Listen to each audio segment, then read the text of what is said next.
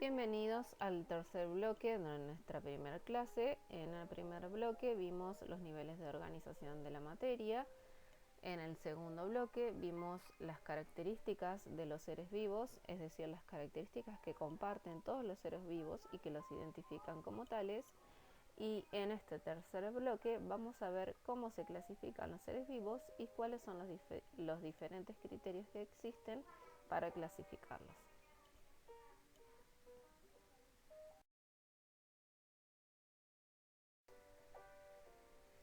Bien, comencemos. El primero de los criterios para clasificar a los seres vivos es según el número de células. ¿Qué quiere decir esto? Que entonces yo puedo decir que existen organismos que están formados por una única célula y a estos organismos los vamos a llamar unicelulares. Un ejemplo de este tipo de organismos serían las bacterias, las amebas o algunas levaduras, ¿sí? Recuerden que la mínima unidad de materia viva era la célula, ¿sí? Por eso existen organismos unicelulares. Y también existen los organismos que están formados por dos o más células o muchas células, y a estos organismos los vamos a llamar pluricelulares, ¿sí? Un ejemplo de esto sería el ser humano, los animales, las plantas, ¿sí? Otro criterio que se utiliza para clasificar a los seres vivos es la presencia o ausencia de un núcleo verdadero. ¿Qué significa núcleo verdadero? Que esta célula tiene un núcleo delimitado por una membrana que en su interior contiene el material genético, ¿sí? Si este núcleo está presente, lo vamos a llamar que es un organismo eucariota, ¿sí? Eu, presente, cariota, núcleo, ¿sí? Núcleo presente. Y si por el contrario no tuviera un núcleo delimitado por una membrana, lo llamaríamos procariotas, ¿sí? Un ejemplo de procariota sería una bacteria, justamente. Y un ejemplo de eucariota sería, por ejemplo, el ser humano. El otro criterio que se utiliza para clasificar a los seres vivos es según el tipo de nutrición, ¿sí? Tenemos los organismos que son capaces de sintetizar las propias moléculas que van a utilizar luego para nutrirse, es decir, que son capaces de sintetizar su propio alimento, ¿sí? A estos organismos se los llama autótrofos, ¿sí? Un ejemplo de ellos, o los autótrofos por excelencia, son las plantas, ¿sí? Que son capaces de fabricar su alimento a través de un proceso que la mayoría conocen y que se llama fotosíntesis, ¿sí? El resto de los organismos, que son aquellos que no son capaces de sintetizar sus alimentos, sino que necesitan consumir las moléculas que sintetizan otros organismos, a estos seres vivos se les va a llamar heterótrofos, ¿sí? Que son todo el resto de los seres vivos, excepto algunas algas y las bacterias, que tampoco son capaces de sintetizar su alimento. Todos los demás son heterótrofos. La otra forma de clasificar a los seres vivos es según taxones, ¿sí? ¿Qué hacen los taxones? Agrupan a los seres vivos de acuerdo a características que comparten, ¿sí? Características similares.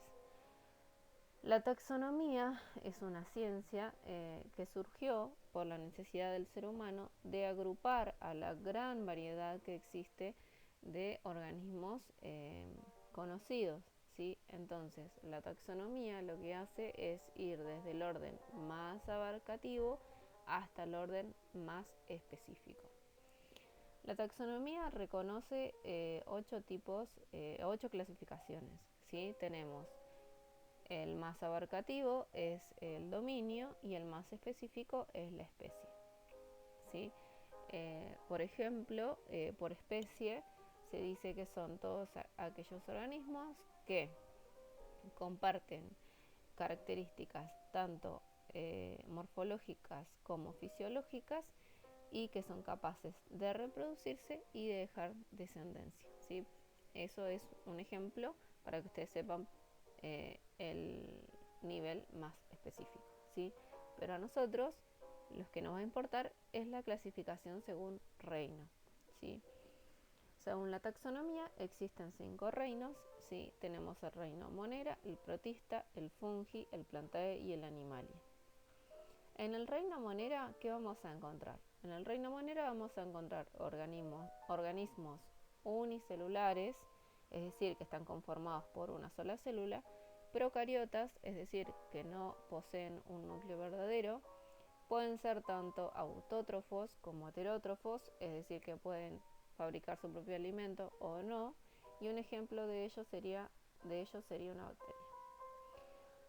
Luego tenemos el reino protista. En el reino protista podemos encontrar tanto organismos unicelulares como pluricelulares, eucariotas, es decir, que tienen un núcleo verdadero, y son heterótrofos, es decir, que no pueden producir su propio alimento.